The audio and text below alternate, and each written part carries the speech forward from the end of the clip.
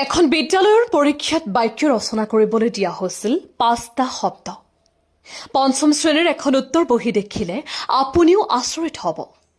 ভিডিঅ'টো এতিয়াই এটা শ্বেয়াৰ কৰি চেনেলটো ফলো কৰি ৰাখক। MF মিক্স জুবিন গাৰ্গক লৈ চৰ্চাত পঞ্চম শ্ৰেণীৰ এখন উত্তৰ বহি য'ত কৰিবলৈ দিয়া হৈছিল বাক্য ৰচনা।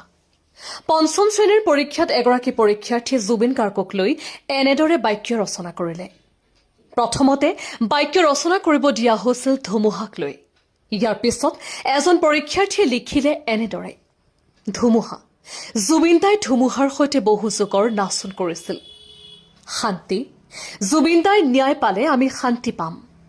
শৰীৰ। জুবিন দাৰ মৃত শৰীৰটো সোণাপুৰত জ্বলোৱা হৈছিল। বিপদ।